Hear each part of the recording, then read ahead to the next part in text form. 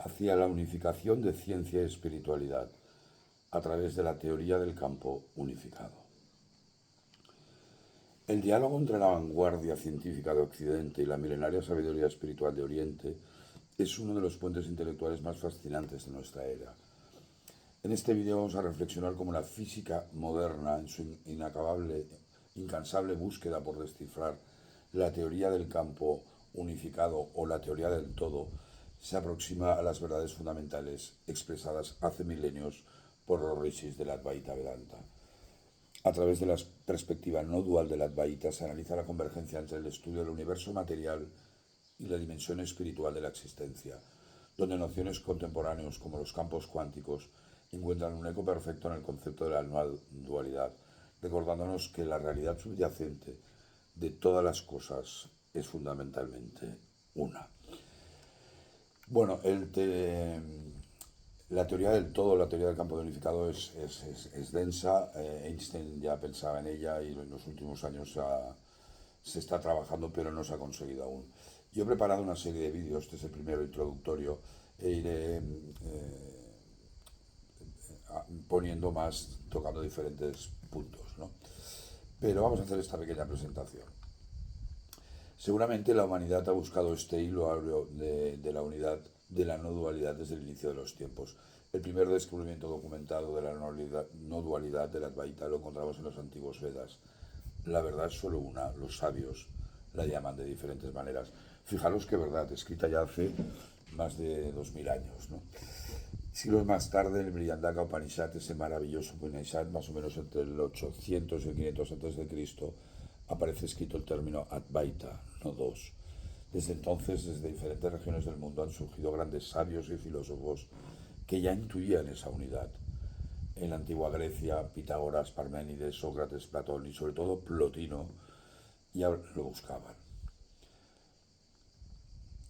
Que yo sepa, solo han existido dos religiones puramente dualistas, el sijismo y el taoísmo, del Tao. Sin embargo, la que más ha desarrollado la no dualidad es sin duda alguna el Advaita Vedanta. El Mahayana budista o el Dzogchen, la gran perfección del budismo tibetano, también son vías no duales. Y algunos versos de Jesús pueden interpretarse como no duales, como por ejemplo, el Padre y yo somos uno. El maestro Eckhart en el cristianismo casi expresó la Advaita Vedanta en términos cristianos. El camino del sufismo de Ibn Arabi del Islam también puede ser considerado no dual, y las enseñanzas del judío Baruch Spinoza son casi idénticas a las de Adi Shankara. Fijaros, Spinoza decía: Dios es un ser absolutamente infinito, una sustancia que consta de infinitos atributos, cada uno de los cuales expresa una esencia eterna, infinita.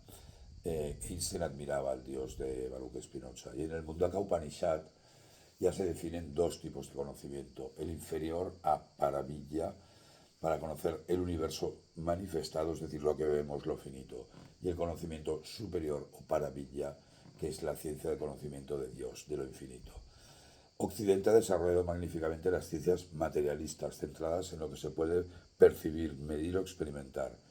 India desarrolló la ciencia de todas las ciencias, Sarva Vidya Pratishara, la ciencia del alma. Y en el Mundaka Upanishad leemos: aquello que es eterno, invisible, el fundamento de todo conocimiento. Conociendo eso, todo lo demás se conoce.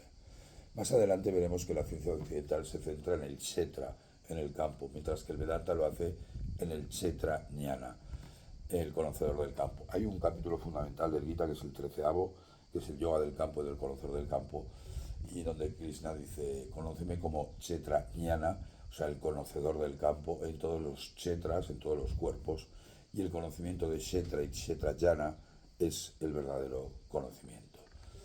Swami Vivekananda afirmó que el mundo necesitaba la espiritualidad hindú más la ciencia occidental como antídoto a la crisis espiritual occidental. Y también afirmó una cosa muy curiosa, decía, muy interesante, decía: el arte, la ciencia y la religión no son más que tres formas diferentes de expresar una única verdad. Y el matemático indio Ramanujan afirmaba que una ecuación que no expresa un sentimiento de Dios no tiene sentido.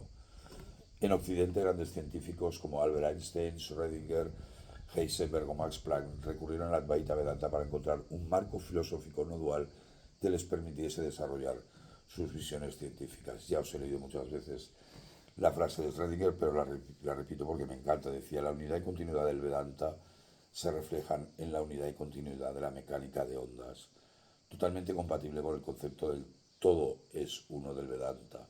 La multiplicidad es sólo aparente.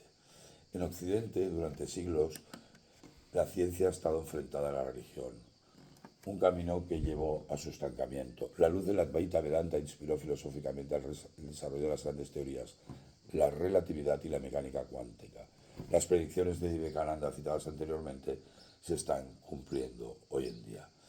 Uno no puede más que sentir una profunda admiración por aquellos reyes hindús que hace milenios descubrieron esa verdad inmutable del todo es uno, de la unidad en la diversidad, y lo hicieron mirando a su interior. Un verso del capítulo 13 del Gita así nos lo explica. Dice: cuando el yogi ve que la diversa variedad de seres vivos, formas y nombres está contenida en el uno, y que toda la evolución proviene solamente de ese uno, se vuelve uno con Brahman. Los científicos occidentales, milenios después, y casi siempre mirando hacia el exterior, están llegando a las mismas conclusiones. En el capítulo 7 del Bhagavad Gita encontramos una de las afirmaciones más potentes de esta unidad, cuando Krishna dice: no hay nada superior a mí, todo reposa en mí como gemas ensartadas en un hilo. Si uno cree en algo superior, ya sea bajo el nombre y forma de cristianismo, Dios, del Islam, Alá o del Sanatana Dharma Brahman, seguramente hará suya estas palabras de Krishna y por tanto aceptará que la ciencia occidental es como una gema más en el infinito collar del Señor. Pero en la ciencia queda un gran problema por resolver para alcanzar esa unidad, y es la unificación entre la teoría de la relatividad de Einstein y la mecánica cuántica. Y ese es el objetivo de la teoría del campo unificado y uno de los sueños de Albert Einstein. Actualmente no existe una teoría del campo unificado completa y verificada experimentalmente. La incompatibilidad entre la relatividad general, la gravedad clásica y continua, y la mecánica cuántica, la probabilística y discreta, es el principal obstáculo.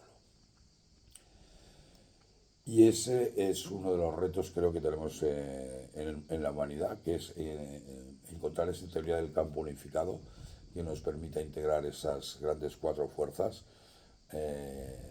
Ya se ha integrado con la electromagnética, con Maxwell, pero nos falta integrar las cuatro para ver realmente que detrás son manifestaciones del mismo uno. Estar atentos de los diferentes vídeos que voy poniendo para entender más qué es la teoría del campo unificado. Pero básicamente la teoría del campo unificado busca una unidad, una única realidad que unifique todas las fuerzas y partículas, mientras que el Advaita afirma que la realidad última es una sola, Brahman. La teoría del campo dice que todo el universo es manifestación de ese campo único, y el Advaita dice que el mundo es manifestación de la conciencia única. En la teoría del campo el observador forma parte del sistema. En el Advaita el observador es la propia conciencia. Y en la teoría del campo unificado, que es aún en búsqueda intelectual y experimental, y en el Advaita es una realización directa a través de la experiencia interior. Ciencia y espiritualidad, por tanto, apuntan a la misma verdad, unidad en la diversidad. Soy Pedro Nonell, he escrito este libro, como os he comentado, El Yoga de la Sabiduría, que contiene la traducción del Gita de acuerdo a Gandhi, también he traducido toda la obra de Vivekananda. Muchísimas gracias, Namaste.